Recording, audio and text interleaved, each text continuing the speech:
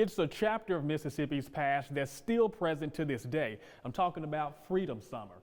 It's a movement that started in the summer of 1964, where white volunteers from the North teamed up with blacks in the South to fight for the right to vote. In the early 1960s, Mississippi had one of the lowest percentages of African Americans who were registered voters. Estimation was about 6.5% of the eligible black voters in Mississippi were registered. Dr. Leslie McLemore was one of the few people who were registered.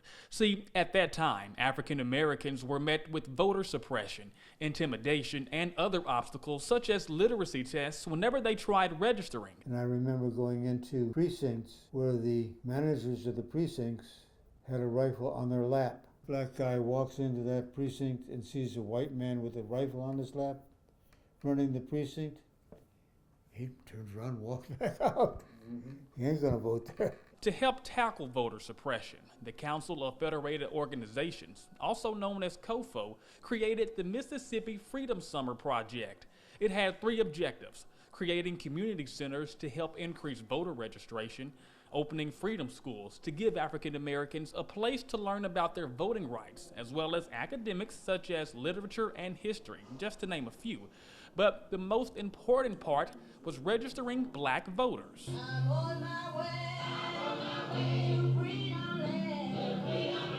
In the summer of 1964, hundreds of volunteers, majority being white college students or ministers, came from all over the U.S. to be a part of this growing movement, including Reverend Rems Barber.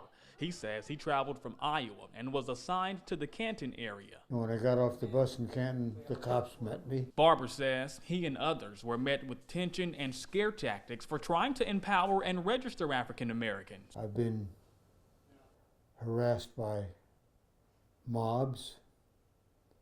I've had Molotov cocktails thrown at my place where I lived. I've had been shot at 3 times. Barber says their fight for the right came at a violent and deadly cost. He reflects back to June of 1964 in Neshoba County, when the disappearance of 3 civil rights workers, James Chaney, Andrew Goodman, and Michael Schwerner, gained national attention. They had a meeting at this church in Neshoba County.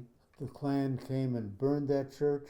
The 3 workers came to see what was going on and talk to the people. And it was then that they got accosted by the cops, jailed, and then released to the Klan. Investigators began searching for the men. More than a month after their disappearance, their bodies were found buried in an earthen dam. Devastation quickly spread and impacted everyone involved in the movement. For those 3 young men to sacrifice their lives for the right to vote was just a part of this long history of intimidation and violence in Mississippi. With the attention now centered around the disparities African Americans were facing, another issue arose. Many had concerns with the state's Democratic Party, claiming it segregated and prevented blacks from running. So African Americans decided to create their own party called the Mississippi Freedom Democratic Party. McLemore was one of the founding members of the executive committee of MFDP. The party gained national attention when it went to the DNC in Atlantic City that summer, making a plea to have its members get seated. Unfortunately, the party didn't get any seats. However, McLemore says there was still a victory gained while at that convention.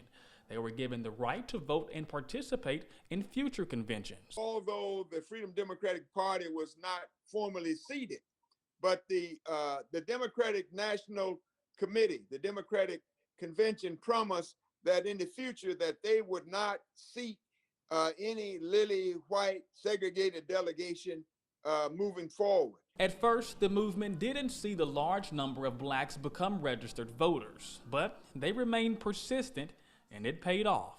That following year, President Lyndon B. Johnson signed the Voting Rights Act of 1965. It did away with literacy tests, poll taxes, and other obstacles set to prevent African Americans from registering to vote. Barber credits their work during Freedom Summer for the legislation being passed. It was a joyous moment, and we began immediately getting people going to the federal registrars to try and register to vote because that was easier. Decades later, these leaders are proud to see African Americans, especially young ones, exercising their right to vote, but they believe the job is still unfinished. A victory in 1965, we have the highest number of black elected officials in Mississippi than any state in the union, but there's still work to be done because there's still extra legal devices and there are still quote unquote legal devices that are trying to keep black people from fully participating in the Mississippi political system. We have mail-in voter registration now, and it works. People get registered and they can vote. We've come a long way. Still got a ways to go, but we've come a long ways. Quentin Smith, 3 on Your Side.